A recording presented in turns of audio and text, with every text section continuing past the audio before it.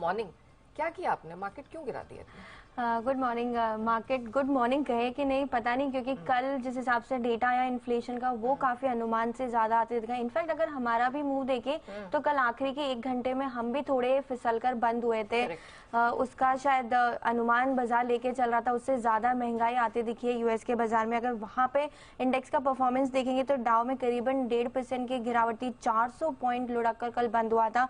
Nasdaq भी 1.5-2% की गिरावट वहां पे नजर आई थी। एसएनपी में भी देखे तो 1.5% लुढ़कर कल ये तीनों के तीनों इंडिसेस बंद होते दिखे थे। अब क्या हुआ, तो कल वहां पे पीपीआई प्रोडक्शन प्राइस इंडेक्स का डेटा आया, होलसेल महंगाई का डेटा आते दिखा जो अनुमान से ज्यादा आते दिखा है। हालांकि अगर पिछले साल से कंपेयर करेंगे तो थोड़ी सी गिरावट है। जनवरी के महीने में पीपीआई 6.2% के आसपास है, जो पिछले साल 6.2 था वो घटकर 6% आते हुए दिखा। लेकिन अनुमान बाजार जो लेके चल रहा था वो 5.5% का था, 5.5% के आसपास था, तो उससे ज्यादा आते दिखा।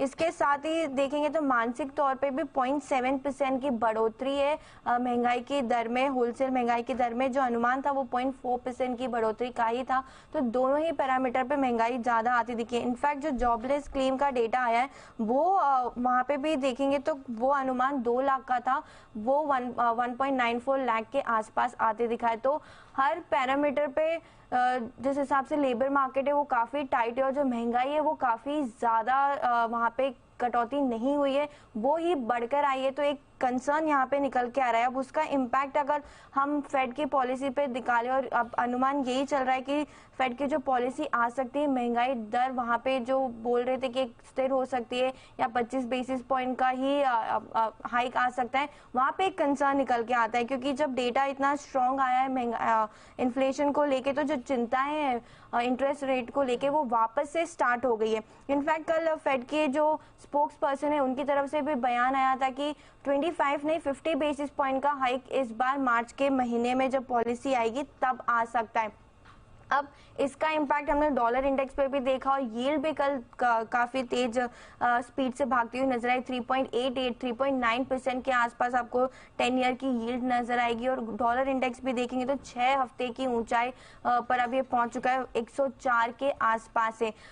ट्रेंड बनाना मुश्किल है, लेकिन ये 2 पैरामीटर्स ऐसे हैं, डॉलर इंडेक्स और यूएस यील्ड, जहां पे आपको नजर रखनी है। क्योंकि यहाँ पे अगर मूवमेंट होता है तो फेड की पॉलिसी और जो भी महंगाई है सब डेटा इसी पे निकल कर आता है। स्टॉक स्पेसिफिक भी बात करें तो माइक्रोसॉफ्ट में 2.5% का कट था कल, डिज्नी 3% लुढ़क कर बंद हुआ। टेस्ला में 5% की गिरावट कल नजर आई थी, क्योंकि कंपनी ने अपने ईवी व्हीकल्स को वापस बुलाया। वहां पे जो कंसर्न है सेफ्टी मेजर्स को लेकर वहां पे कंसर्न्स निकल कर आए थे, इसके चलते यहाँ पर भी गिरावट दिखी थी। अर्निंग रिएक्शन में सिस्को सिस्टम जहाँ पे 5% स्टॉक ऊपर था, क्योंकि जो दूसरी तिमाही की कंपनी ने नतीजे घोषित किए वो अनुमान से बेटर आते दिखे।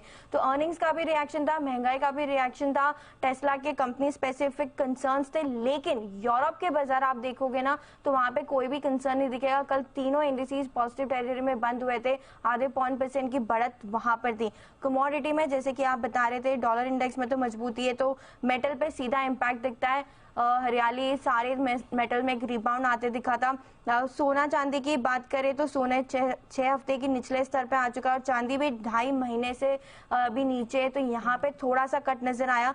कॉटन देखेंगे तो वहां भी 1.5 महीने की निचले स्तर पे। तो ऑल इन ऑल महंगाई की चिंताएं, हो सकता है मार्च की पॉलिसी में 50 बेसिस पॉइंट का हाइक आ सके, इसी का इम्पैक्ट कल यूएस बाजार में दिखा। तो अक्रॉस द बोर्ड एक तो डॉलर इंडेक्स में जो स्ट्रेंथ आई, और अब महंगाई को लेकर जो फिर से रिन्यूड टेंशन यहां पर शुरू हुई है कि फेड शायद वापस से अपने अग्रेसिव स्टैंस की तरफ पलट जाए, उसी के चलते हमने इक्विटी और कमोडिटी स्पेस दोनों पर ही एक प्रेशर वाला ट्रेड बनता हुआ देखा। Thank you so much Nupur, वो पूरी डिटेल दर्शकों के सामने रखने के लिए।